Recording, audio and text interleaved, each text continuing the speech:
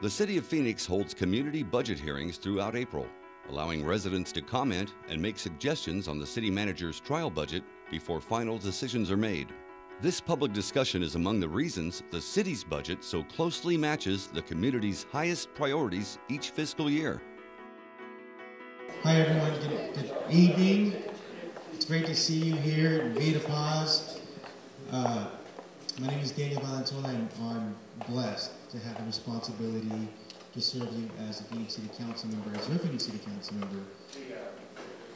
And it's really it's an honor to have another budget hearing right here in Vita Paz. I am a lifelong Phoenician.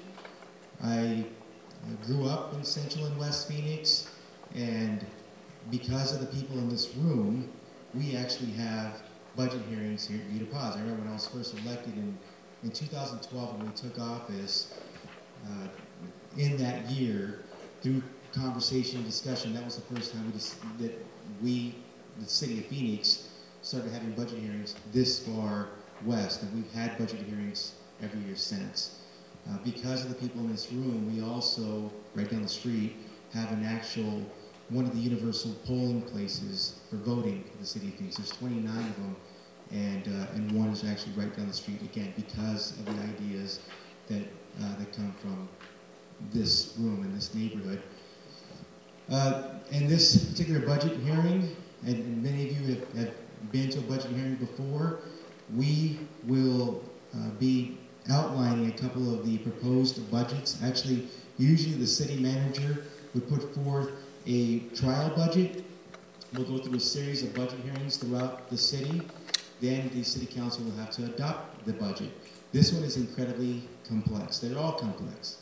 But in this particular budget hearing, there's actually different budgets that the city manager is putting forth so that you can weigh in on them, so that when we finally do get to that final meeting in a few weeks, we'll adopt a budget. We want this budget to reflect the input of the people who are coming out and sending email, and we want you to feel like you're being heard. I've said it a million times. Public input is not a box that simply gets checked. We should be governing based on public input.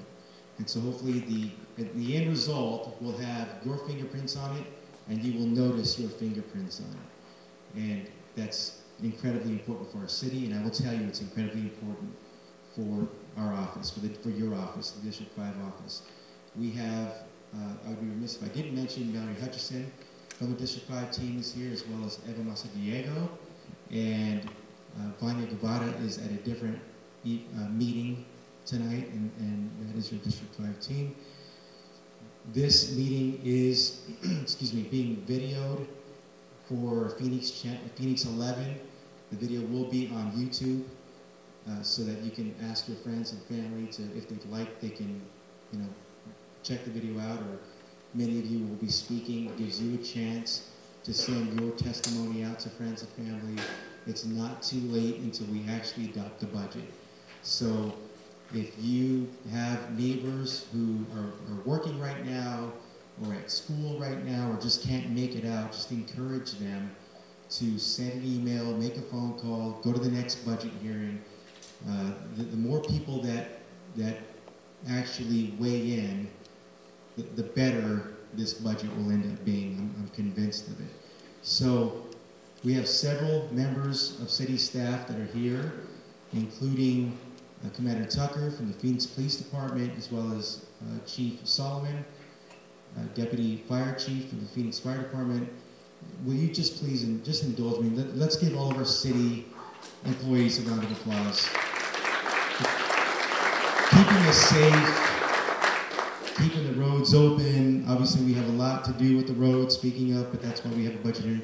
And I especially would like to thank our Deputy City Manager, Paul Blue, who oversees just the little things like economic development and aviation, the airport, and those types of things. But thank you so much for being here, Paul.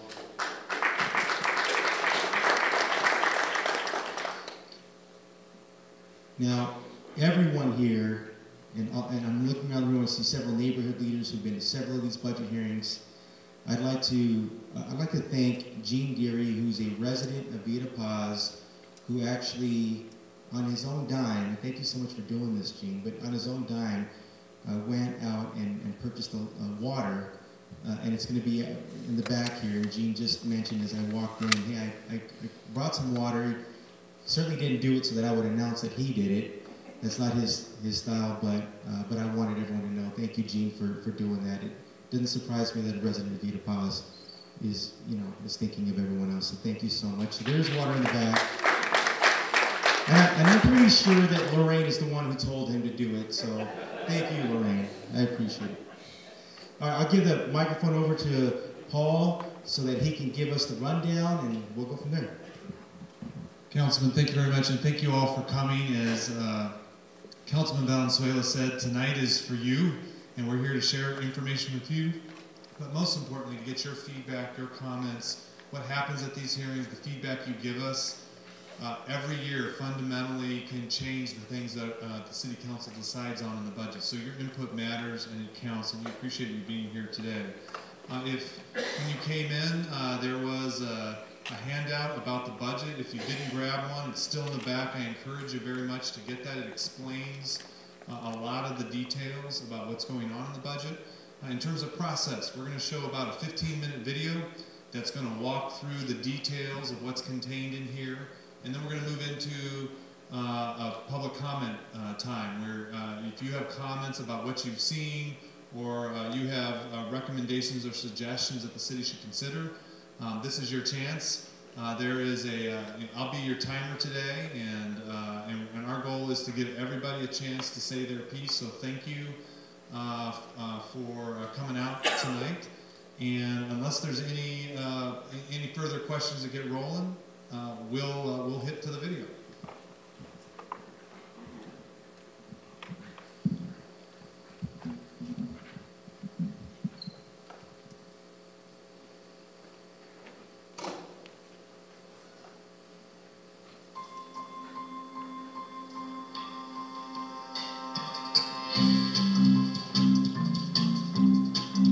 Hello everyone, and welcome to your first look at the City of Phoenix 2016-17 City Manager's Trial Budget. Input from our residents is very important, as your ideas can help shape what will end up being the final budget for the next fiscal year. The final budget is important because it provides the plan for how the city will spend taxpayer money and how services that you depend on could be impacted. I think the City Manager's Trial Budget provides a great pathway for us to continue providing the outstanding services that Phoenix residents expect, and gives employees the opportunity to continue to provide that great service every day. Why is a balanced budget important? It's required by state law and city charter. In this trial budget, there is a $60 million surplus that can be used to improve essential services that will benefit the community. Examples include public safety needs, employee compensation, and restoration of some programs and services. So how does the funding work? Funding for the city budget comes from three sources: the general fund, enterprise funds, and special revenue funds. Examples of general fund city departments include police, fire, the library, parks and recreation, and streets. Enterprise fund departments include aviation, water services, solid waste services, and the convention center. Special revenue funds account for designated sources of money for a specific purpose, like sales tax dollars for the hiring of police officers and firefighters, and funds for public transit. So how did we get here? Under the leadership of the mayor and city council, we are glad to say the budget is balanced. The mayor and city council have really set the tone and direction for our city staff and employees to be focused on innovation and efficiency. Here's just some of the ways that happened. First, eliminating 119 vacant positions and other administrative savings actions that will result in an overall savings of just over $11 million. Second, there is a one-time carryover of $25 million from last year's surplus. Also, the city is saving by making needed adjustments to the workers' compensation fund and has sold extra police helicopters that were too expensive to maintain. Did you know that Phoenix has reduced administrative expenses and has the smallest number of employees per capita in over 40 years. And while still providing great services, the city has reduced authorized staffing levels by more than 2,700 positions. That is 16% since 2007. Also, city staff is constantly finding innovative ways to save money. Did you know that since 2010, we have saved $106 million in taxpayer funding? Some examples. The municipal court. It saved almost $600,000 by eliminating a criminal courtroom and a civil courtroom due to lower court volume. Plus, a new process with copy services. By reducing the number of printers and copiers citywide and securing more competitive rates with copy contracts, the city should save hundreds of thousands of dollars each year. Now to rising pension costs, which continue to be an important issue. Thanks to the leadership of the mayor and city council and actions taken by voters, the savings from reform efforts will reach $1.1 billion over a 23-year period. And what a difference a year makes. Last year's 5-year forecast projected a deficit of up to $58 million. But with guidance from the mayor and council and the efficient work of city staff, that deficit was eliminated without reducing services to the community. Mayor and council also expect us to provide great service, and that's what the city employees work to do every day. One of the biggest challenges the city faces has to do with how the city will continue to make its debt payments for voter-approved capital projects. We're in a place where we need to make tough choices, like any of us during the recession, where you may have lost a job, or your wife may have lost their job, and your income changed, and your bill stayed the same. So the city of Phoenix is at that point now. Several options will be discussed, including increasing Phoenix's combined property tax rate. Phoenix has had the same rate for 20 years. That means since 1995, residents have paid $1.82 per $100 of assessed value for property tax. The rate has gone unchanged while the city's population grew and important services developed, like new fire stations, parks, and libraries. The city has been using a reserved fund to help pay off that debt. This has relieved homeowners from increases in property tax rates, especially during the recession. What other cities in the valley, after the recession, they started to, when their assessed valuation changed, the values of their properties changed, they started to float their rate up and down so that they levied the same amount of money, brought in the same amount of income. What the city of Phoenix did, we thought that we would give our taxpayers relief. So we kept the rate at $1.82. In the meantime, the city had debt to pay, so a reserve fund was used. This relieved homeowners from increases in property tax rates, especially during the recession. But now that well of backup money is finally running dry, and the city needs to raise an additional $37 million to pay the debt service. Otherwise, Phoenix's strong credit rating could take a hit. We are taking in less money, and now we still have the same payments. Our payment on our mortgage is essentially our debt service. That's what we have to continue making. At the same time, we have other sources or other services that we provide. Those costs have also increased, and our ability to make those payments has gotten tougher and tougher. The budget lays out 5 ways to solve this. A detailed explanation of these options are in the trial budget summary booklet, handed out at all public meetings and online at phoenix.gov/budget. Option number 1. Increase the combined property tax rate by 35 cents to $2.17.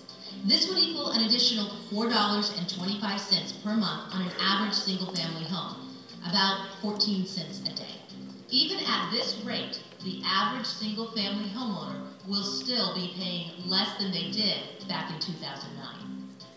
We could continue to provide services, infrastructure, pay our debt at the lowest, cheapest possible cost, and maintain a very strong bond rating and provide our citizens with good services for many years to come.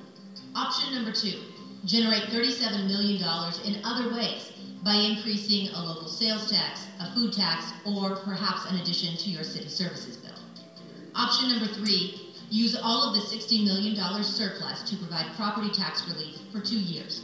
That means no money would be available to restore employee concessions or add community services, including those cut in previous years. Now keep in mind, with this option, the city would still need to find a solution to this problem in 2 years, and this could hurt the city's strong credit rating. Option number 4, use some of the surplus money to provide tax relief for 1 more year, along with some of our reserve funds. But the issue will have to be addressed again next year.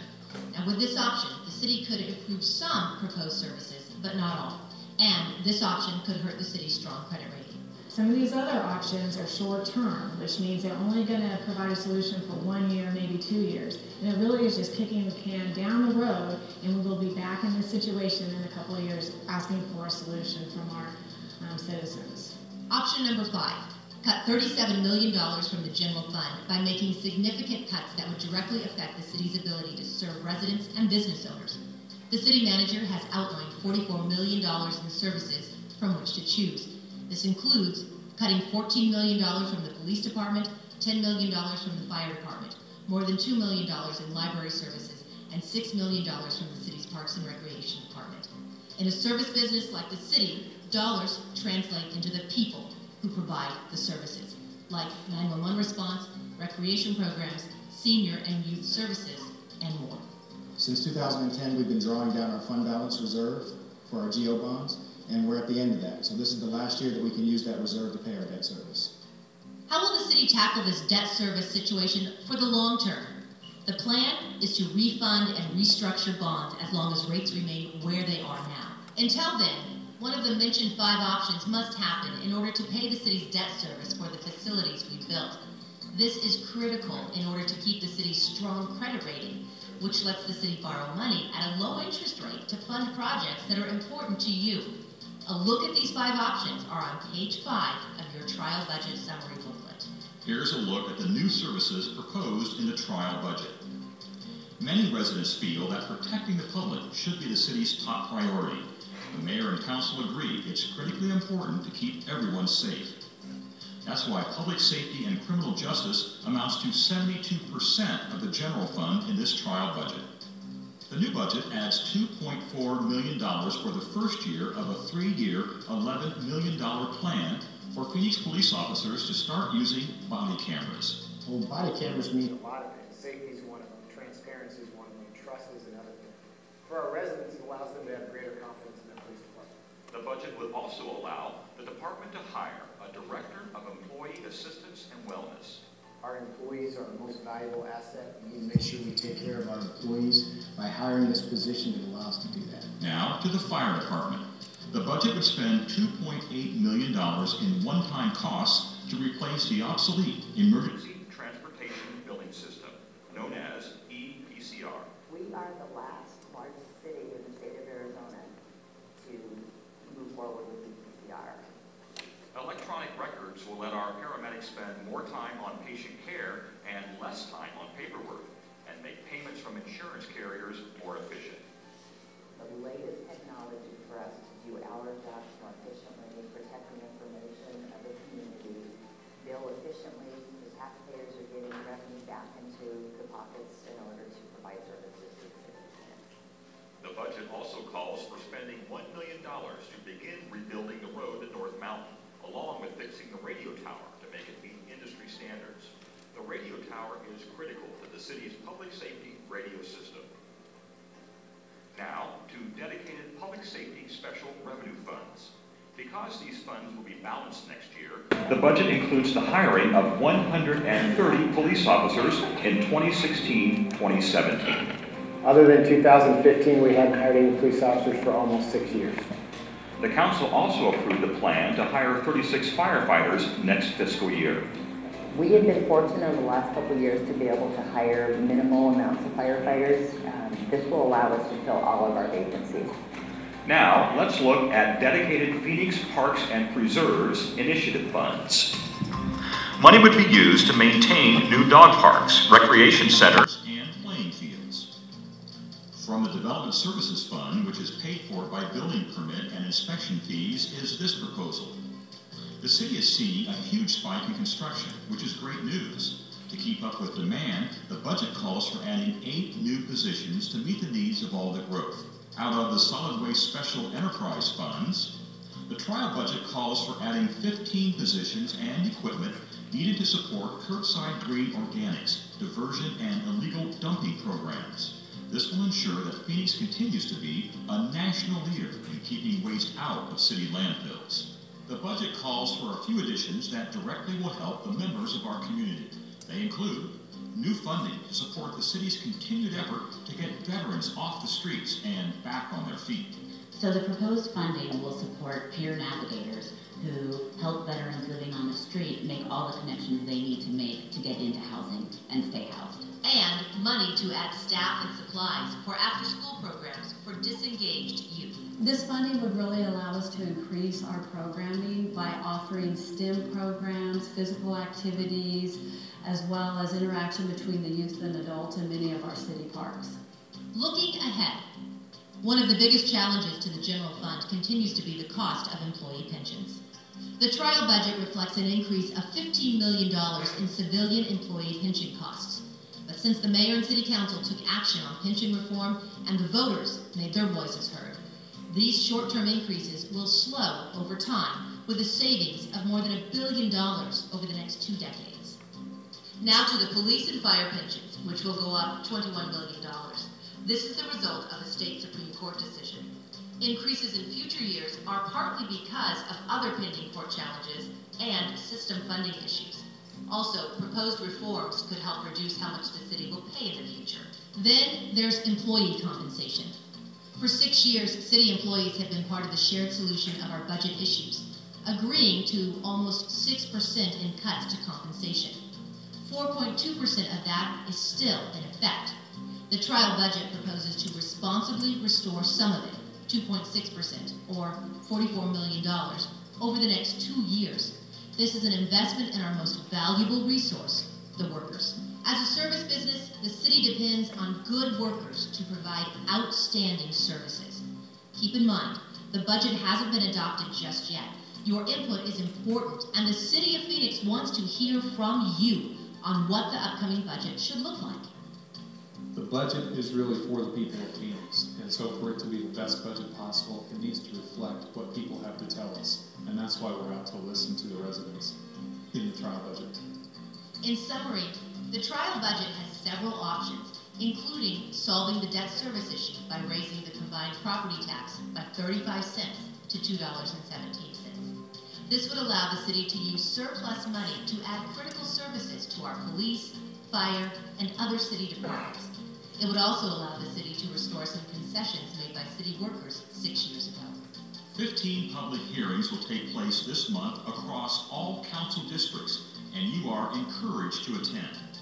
Make sure you pick up a budget pamphlet outlining all the proposals and options at any of the public meetings or online at phoenix.gov/budget. You can also send your comments or questions to budget.research@phoenix.gov, or to reach us by phone, call 602-262-4800. You can also comment on social media by using #PhoenixBudget. Thank you for attending this budget hearing and being part of a very important process. The City of Phoenix is committed to its mission of improving the quality of life in Phoenix through the efficient delivery of outstanding public services.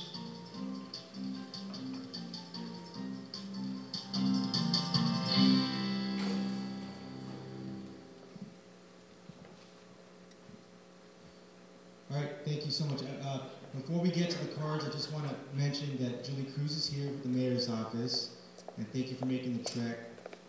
It's you're actually going against traffic, as you figured out. And make it a point. I have a lot of friends in the room, and everyone tells me the phone. Just keep. I want to share with everyone. I try to be as paperless as possible. I take a lot of notes. It's just my way of trying to be as efficient as possible. So I promise I'm not playing Tetris. I'm actually, I want to take notes and just stay focused on it. So that said, I'm going to go ahead and get the phone, or excuse me, the mic over to Paul, so we can start it. All right, and anybody who has not yet, who wants to speak, has not filled out a card. They were at the table when you entered, so please feel free to do so if you have some comments. 3 minutes is the time limit for speakers, so please tell us all you can, but keep it to 3 minutes. And please feel free to come up to the mic and share your comments so everybody can hear together. And as the councilman mentioned, if you have some specific questions, We have a number of city staff in the room, whether it relates to the budget or other city services, that we'd be happy to step aside during the meeting and help answer if it's not an immediate answer that's available on the spot. So that said, I'm just going to take these in order. Marvin Rochelle says you maybe want to speak. Yes, I would like to speak. Well, one of the major problems in the city of Phoenix. One of the major problems here in the city of Phoenix is adequate police officers. The reason we can't get really good police officers is because every other city in the county is paying more. We need to do better jobs in order to get better policemen to do better things for the community. Thank you. Thank you very much. The next card is Chad Lancaster. Chad, come on up.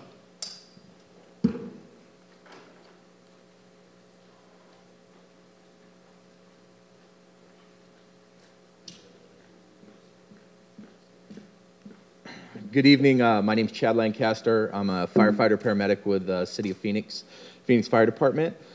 I'm here to ask for a restoration of the 4.2% compensation cut police and fire took to help the city in its time of need, so taxpayers didn't have to pay more. This is not a raise. It's just restoring what was given up by public safety. We all suffered as a community and a country during the recession. I personally know of no one that wasn't affected by that. Police and fire have done more with less staff for years now. We're actually running 40,000 more calls a year than we did when the recession started. So we're doing far more with less. It's pretty wild out there. In closing, I'm respectfully asking the City of Phoenix to honor its promise made to police and firefighters and restore the compensation cuts, the 4.2% compensation cuts, to improve morale and financial stability of our families. Thank you. Thank you, Chad. Tim, I'm going to really do damage to your last name, so maybe I'll let you come up and you can introduce yourself. I could take a crack at it, but I'll embarrass myself, so I'd rather let you tell us what you got going. My name is Tim Bayardi. I am a Phoenix police officer, and I am currently a trustee with the Phoenix Police Union. I'm here today just to ask for your vote and to help us restore the recessions that we have given up over the past 6 years. We worked with you in the past, and we look forward to working with you guys in the future. We have made sacrifices on both ends, okay? But the thing is that at this point, that we have found that there has been adequate funds in the budget to restore full concessions for all city employees. I'm not just here on my behalf or fires, but all city employees. And that's it. Thank you. Thanks a lot, Tim. Jean Derry. Hopefully I got that right, Jean. You introduced yourself, and I will admit to not sure if I got the pronunciation of your last name right. Perfect.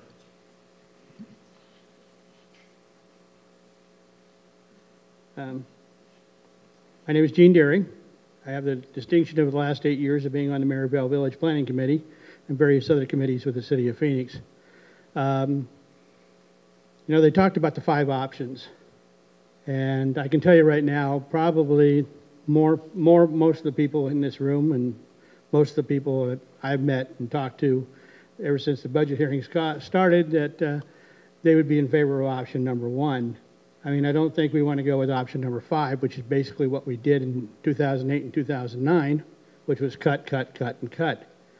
And option number 2, which is the increasing the sales tax on food and other, well, sales tax completely, because there was an outcry in which resulted in the 2% emergency food tax. If we've all been in the city as long as some of us and all of us have been, you remember that we had at one time we had a 2% food tax, which was after a while people got tired of it. People didn't think it was fair, and it was eliminated. So the idea of bringing that back was probably result in pitchforks and bonfires downtown. So looking at this, and this, I've had the opportunity to look at this budget for a while now. I think option 1 is yes, no, I don't want to have my property tax raised, but if I have to provide and make sure that the community that I live in and the city that I live in is the city that I'd be proud to say that I live in, I don't see a problem with option number 1. Thank you. Thank you, Gene. Stephen Feldman. You can come up right here, sir. Thank you. I'm Steve Feldman, resident of Ile de Paz, and I first want to thank our councilman for doing this, and I'm your biggest supporter, but I do have some suggestions. There are 5 options, the city says, and it was a great PR thing for us to all hear, but there are other options. There are some options about creativity in management and government. A couple of things. Does anybody know, and you probably do in the city manager's office, that there's a $20 million pilot program that President Obama has given to the Department of Justice for cameras, for police cameras, and how much, and 2/3 of that are for cities like us, large cities. And I asked that rhetorically, but if you want to ask her. Another thing that is huge, I'm not going to be popular with the police department right now. There's no reason to have a $70,000 or $80,000 armed police officer come out to take a traffic report or to take a barking dog report. For time and time again, I've said, let's bring in some police officers that aren't certified sworn police officers, that don't carry weapons, and let's free up the police officers we have. I don't think we need more police officers. I know the unions do. I don't think we do. I think we need a different kind of public safety officer or person, and it's not what you're thinking, not that kind of public safety officer, but a public safety officer that could come out for the incidents that don't require that kind of armed officer. You mentioned in the budget on your website that you would like to do a new voter thing. I would ask you to please reconsider that, because when you have a mail-in ballot, first of all, the cost of mailing is pretty expensive. And what ends up happening is if you get a mail-in ballot, you go to vote, and you don't have your mail-in ballot, it's a contested ballot, and it's a hassle. I would suggest that you recommend to the City Council that we have a 3-day voting period with 1 day as a weekend. I did read the budget. A couple of other things that, in terms of management kinds of things that I would suggest, is there are a lot of creative ideas, and it's really popular to say we need more police, we need more fire. I don't have a problem with raises. I don't think you guys, when you're out there on the streets, are getting enough money. I'd be the first one to admit that. But that doesn't mean we need more.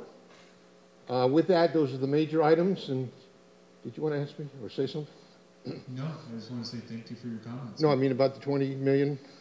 I believe actually, and I see representatives of the police department in the room, so they will correct me if I have this wrong, but some of the implementation for body cameras we've already done has been because we have received federal grants to do it, and I believe we are continuing to pursue federal grants in order to make the full implementation for all of our police officers.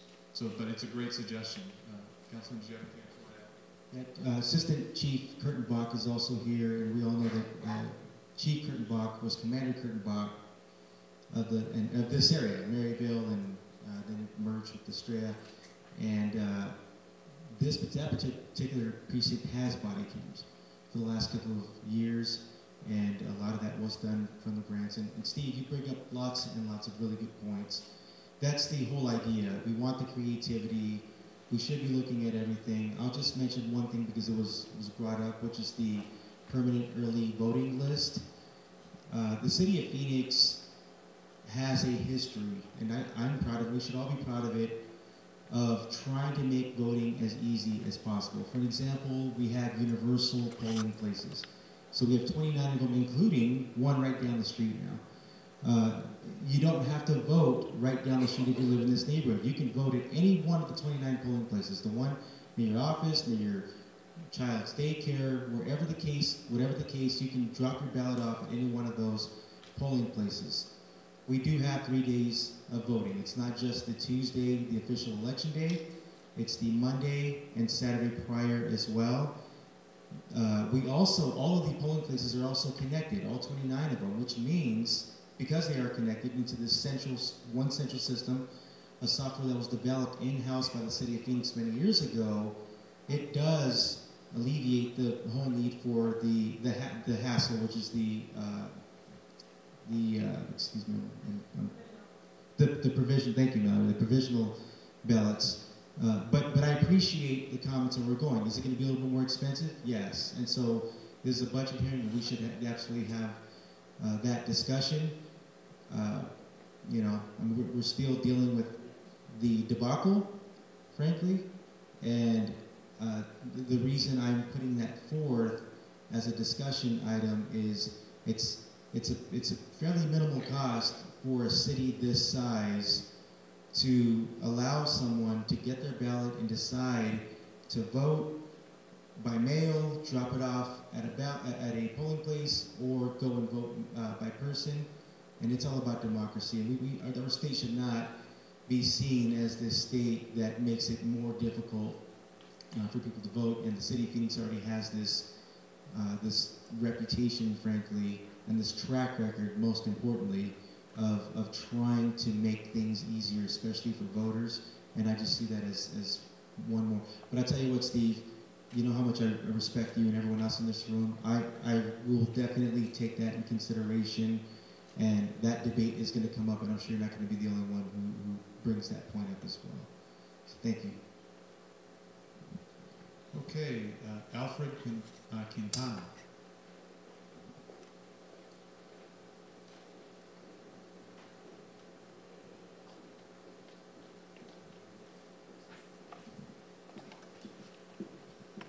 Before Alfred speaks, I do want to, I hope I don't embarrass him, but there's something called the World Police and Fire Games. It's like the Olympics for first responders, and it's worldwide, and we're looking at the gold medalist boxing champion, who's a Phoenix firefighter, and made us all very proud.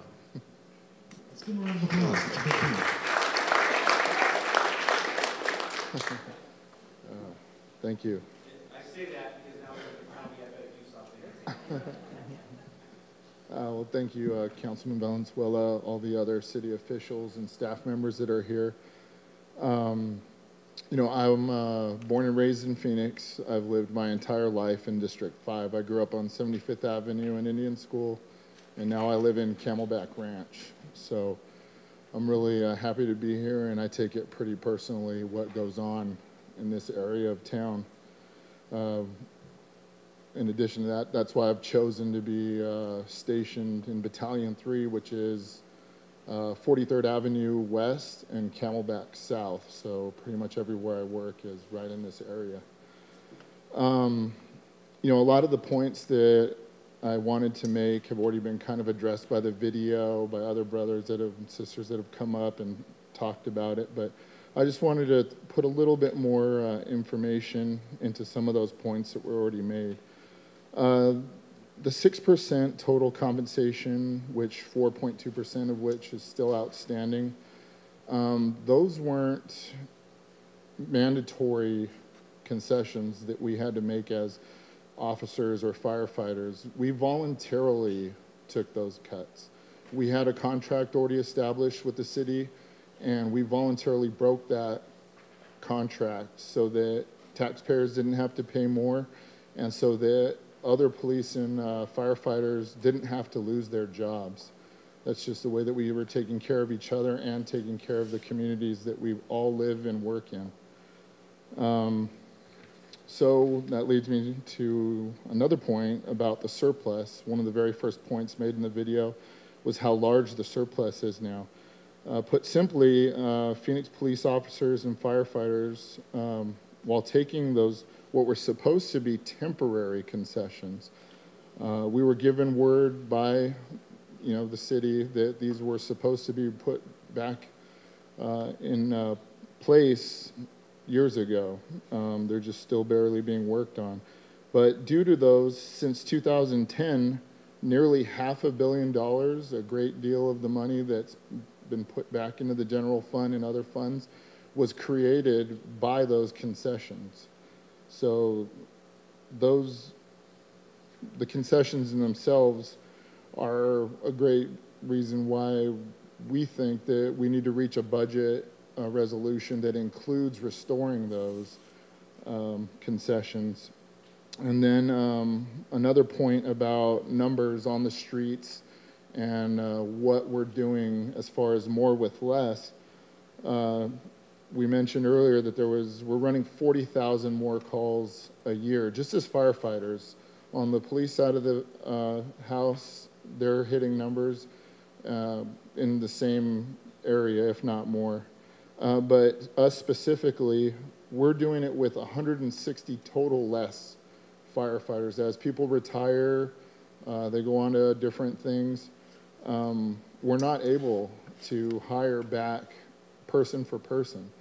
So we've been maintaining the same standard of care and service in our communities, but with considerably less personnel to do it. So that's, I think, one of the reasons why we feel so strongly about just getting back what we already had. We're not asking for raises just to restore what we had 6 years ago. And, you know, with that being said, 6 years ago, restoring those funds doesn't give us the same buying power or capability that we had, or we would have had we had gotten those, never given them up, and then continue to get raises. So we're just getting back to where we were 6 years ago. And, you know, I appreciate everybody listening and showing up and hearing us out. I hope we reach a conclusion that is best for everybody. Thank you. That's it. Thank you, Alfred. Mike Bilecki.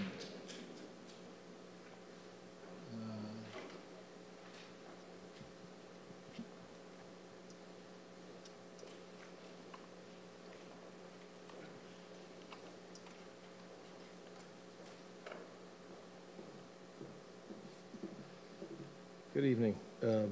My name is Mike Bilecki. I'm a lifelong resident of Phoenix as well.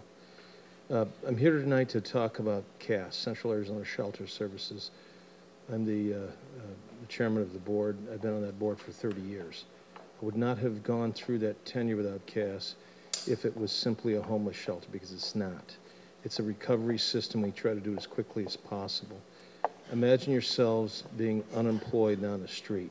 To get from there to being employable again, there's a lot of basic stuff that has to occur for you. This is a recovery system in which we had almost 5,000 homeless come through CAS and not come back. We've got them to either rapid rehousing or get them home.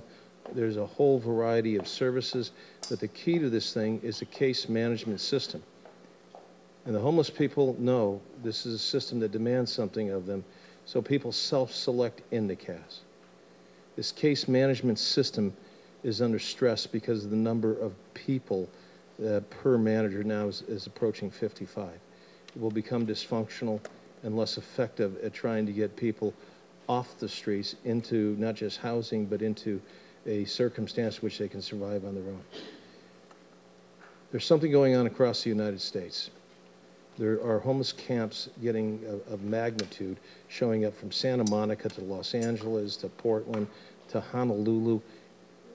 The duration of this recession is more like a permanent reset. I'm convinced that the economy has changed, so it's a lot tougher than others. I will let you all know this, too. As CAS, we're not looking for an increase. We're in favor of option one so that we don't get cut again. We have been cut during the recession from 921,000 from the city of Phoenix to 741,000. What's on the table is another 52,000. We're trying to avoid that. Keep in mind, we hustle money from a lot of different places. Yeah, the state, the county, the United Way, Tempe, Scottsdale, Mesa, other stuff, including private sector. But this is getting to be our own internal kind of crisis, which challenges the model. And I always told myself 30 years ago, if CAS was just a warehouse, I'm done. There's no point to it. It needs to be effective, and we're approaching the stress point in a very big way.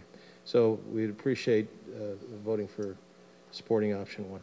And by the way, I've been around Phoenix for a long time. You've got great managers, you've got great council people, for the most part. But what I'm telling you is, you talked about the creativity of what you had to go through. It is hard to capture what happened when the city went into a full-blown crisis as the beginning of that last recession, and you didn't see services that completely collapsed in the process. So I just want to thank the system. It's been a good one. So. Thanks, Mike. Suzanne Thrain.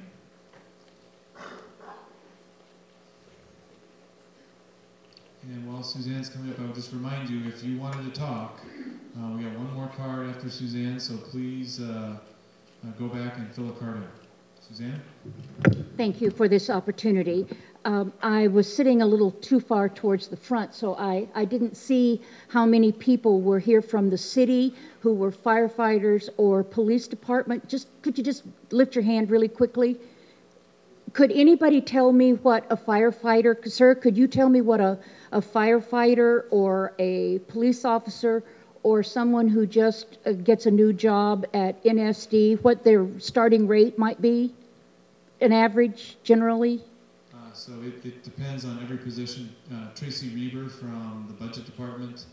I don't know what starting police officer salary is. Do you off the top of your head, or chief? Is that something? My guess is this is in the. I believe it's around $40,000 a year as they starting. 40,000. I think that is that about right? Go to Afghanistan. Sign up for one of those mercenary groups. My husband and I are on a fixed income.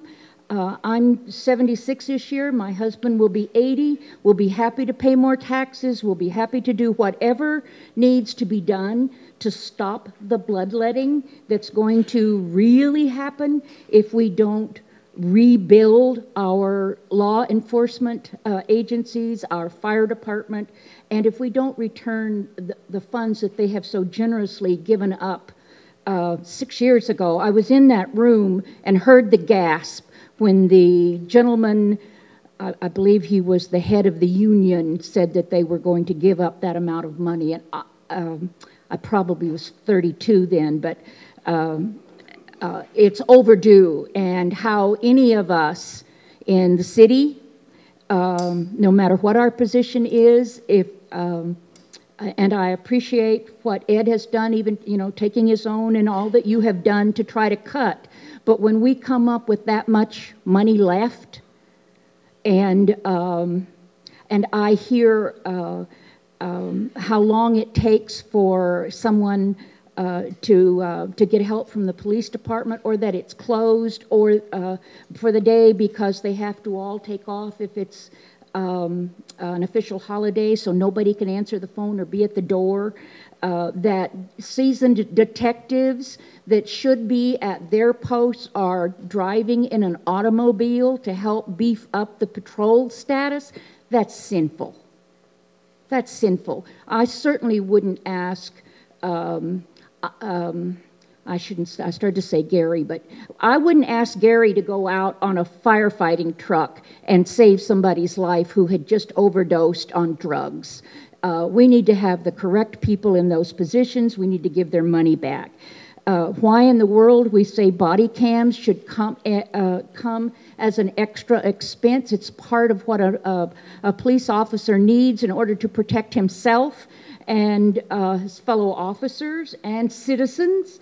The same thing with the psychiatrist, the position that the police department are asking, how can we in good conscience put men and women on the street and not take care of their basic needs? The issue that the fire department has, come on, let's just be real about those things. Maybe, just maybe, instead of building some more new things and having to staff them, or to figure out where we're going to get the money to keep the lights on, maybe we ought to just try to work on tightening our belts, all of us, and not be so worried about being the greatest city in the United States, but being able to take care of one another. My neighborhood takes care of homeless in our immediate area. We don't know any veterans on the street. And I'm proud of that program, and I'm grateful that's there. But there are more people on my streets, all the way down Indian School to Central, that some of them don't know who they are or who they served or where they're going to get their next meal. And that, again, is shame on us. Suzanne, Thank you for the opportunity. Thank you very much. I appreciate it. Janet Traylor.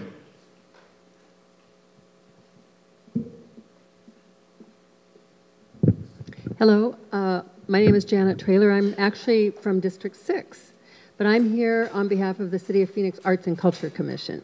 And I currently serve as the volunteer and a volunteer with the commission, and I'm the chair actually this year. And I appreciate your being here. I know these hearings are, they go on for a long time and they're all over the city, so it's a lot to ask of our council members and the staff that's here tonight too.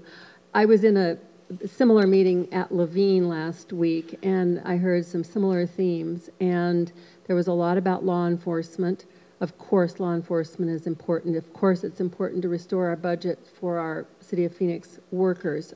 I support the option 1 or option 2. I support raising revenue to restore the cuts. One of the themes that I like to point out is that law enforcement sometimes is not as needed when our young people are engaged. And one of the things that keeps young people engaged and feeling a sense of accomplishment and a sense of pride in themselves is the arts. You know, whether it's dance, whether it's music, whether it's fine art, drawing, these things are really important. And they're also really important for our community. Last week, I had my 2-year-old granddaughter visiting from New York City. And the places that we go when she's here is we go to the Children's Museum downtown. And we go to the Botanical Garden. And same thing happens this coming weekend. My sister and brother-in-law are coming from Colorado, and every time they're here, we go to the Botanical Garden. So these things, you know, the City of Phoenix has arts and culture that are really important to its reputation. So I thank you for your past support. You've been out to a lot of our dedications. I appreciate that. And I just encourage us to get back on the track of restoring the cuts so that our institutions don't suffer and that the constituents that enjoy those opportunities have opportunities that continue. Thank you very much. Thank you, Janet. That's the last of our cards. If any final requests to speak? We'll, not seeing any? Yes, sir. One of the things I'd like to bring up, Daniel, is the gentleman there was making a misquote before. And the misquote that he was making is we're tying up police officers to do reports. More and more reports are being made over the telephone nowadays to save labor for our police and fire department. And I think that that's essential in helping the budget. We are one of the premier cities, not only in the United States, but around the world, and we're being looked at. And we deserve to have the cream of the crop when it comes to our protection. Thank you. Thank you. So, I'd like to just make one comment if I can. We've heard a lot of people tonight, many of them are government employees, many of the comments are self-serving for government departments. That's wonderful. The citizens have a right to do that. But just as a suggestion for future meetings, it might not be a bad idea to have a separate hearing for the government employees. And there were 3 of us that were not associated with city government that spoke tonight. And just a thought. I'm not. There you go, 1, 2, 3. He's on there. Well, thank you so much for coming out and for your input and for speaking up. Thank you for speaking up on the behalf of your family, our neighbors, our city. We have more budget hearings coming up. Again, let your friends and family know it's not too late until that final vote in a few weeks when we're actually adopting a budget. Send an email, make a phone call, tweet at me, go to council, absolutely, go to city council meetings. For those who live in Villa Paz, May 12th, I believe, there's a neighborhood meeting in this very room, Ellen? No. Okay, I will see you there for that, and that's another opportunity to just take whatever comments. I want to get as much public input as possible coming out of our neighborhoods into that budget. And this is on camera, and I'm okay with that. You know, I said that I would be the unapologetic advocate for our district and our neighborhoods, and we will continue to do that. Okay? Thank you for coming out, and God bless you. You have been watching a community budget hearing held recently in Phoenix. For questions, comments, or ideas, please visit phoenix.gov or call 602-262-4800. You can also send feedback through social media by using #PhoenixBudget. This video can also be seen online at phoenix.gov/PHXTV or youtube.com/City of Phoenix AZ.